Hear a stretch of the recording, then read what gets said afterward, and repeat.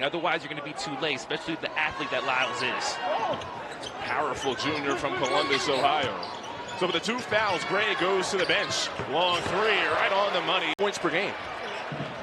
That's such a luxury to have. I mean, even a guy like Shema Scott, who's averaged almost 14 points per game as St. Louis gets a drive-by. And force guys to be able to create for themselves and not get multiple ball reversals. We see a little trip up there from Hubbard. I think that's the recipe for success defensively for Toledo. Now, Toledo lost 4 straight and 6 of 7 before their regular season finale against Ohio. They won that and then beat that same Ohio team in the quarterfinal here in Cleveland.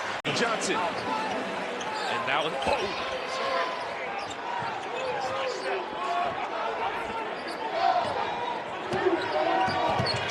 So Toledo down 11. It's been in this range for the last 5 minutes of game time. Lewis, mid-range J, that one rattles through. As the open miss 3 leads to the run out and a double-digit lead. How about that outlet pass from Lyle? Almost looked like it was going to be a turnover, but led Johnson right in stride. And offset from Lewis as he knifes. Akron has reestablished a double-digit lead. Wilson back in with the 4 fouls, wearing the number 14 for Akron, defending on ball. He's defending Lewis, who has 4 fouls. Dips in, true. Simmons wants it. Adams. Ohio will give him that deep 3. Couldn't ring the bell. Offensive board. Possession stays alive. Lewis on the step. Player movement, ball movement. That was too stagnant. Mitchell tried to get it up in the glass. Would have been a tough opportunity to finish. Almost 6 minutes in, and just as we expected, probably going to play this in the mid-80s or beyond.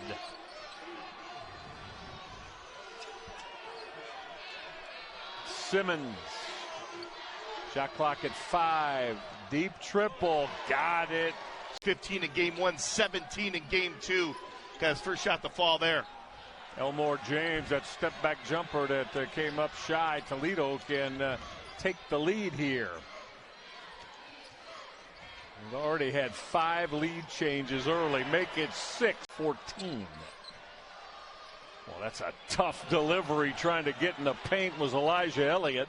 Again, Toledo defending that well in the paint and around the rim. That jumper from the top for Sharif Mitchell. He turned it down. Now Mitchell trying to keep Lewis off the basketball. Couldn't do it. Outstanding. Ring it up. He's buried in Ohio 3. A.J. Clayton has been quiet to this point.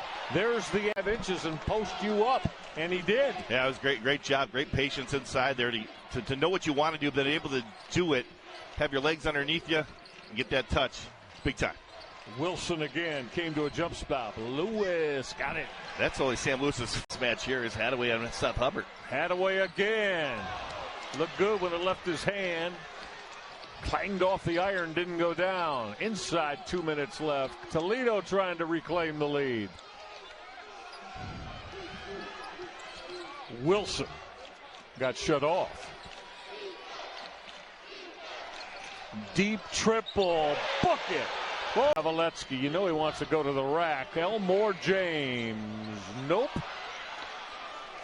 One and done for Ohio.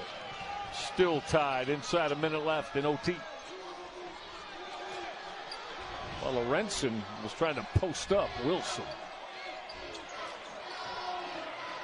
Lewis off the spin. Lewis, oh yeah, count it. On the board, and it's a familiar starting 5 for Toledo, and Bryce Ford is maybe the most integral guy in that starting lineup. Todd Kowalczyk said after Toledo lost to Akron on Tuesday, Bryce has to get it going again. Yeah, they got to get him going. He's a guy that can really stretch the floor for this team. That's why he was inserted in the starting lineup to start a MAC play. There's Sam Lewis. Soft touch on the little things like that, getting on the floor. Extremely productive player. All while being undersized on most nights inside. And he said Tuesday night after the game he wasn't ready to pack in the season just yet. As we said right at the top of the show, the ultimate goal for both of these teams is still attainable, and that's winning a MAC tournament, getting back to the big dance.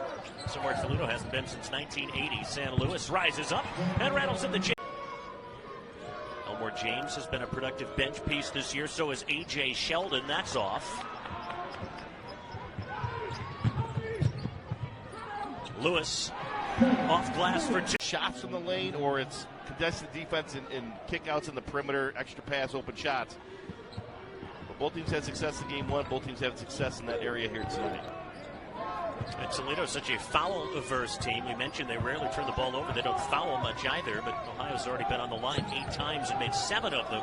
And crucially, Isaiah Adams, who picked up that foul right before the timeout. That was his second. Elliott getting right into the body of St. Louis. That's a great job by Elliott. Freshman getting right get into the body of the defender. Lewis for 3. Yes. James, the 3 was kind of slow to develop, but he buries it anyway. Well, he's a 35% three-point shooter. That's number 33 on the season for him. So definitely a very capable scorer from distance. In addition to the injuries that Ohio has dealt with, Elmore James was away from the team for a week early in league play. Came back by the end of January, but had come off the bench until tonight. Sam Lewis has 2.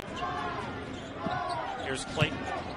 A couple of mismatches, but the length of Lewis causes a problem. Just the 7th turnover of the night by the Bobcats. Lewis leaning in, gets it to roll. Yeah, good full. Akron, they wanted that basketball. It appeared to be off of them.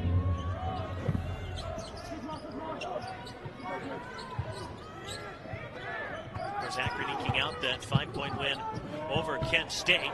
Nice take to together, but Akron knocks down their 9th triple from Seth Wilson.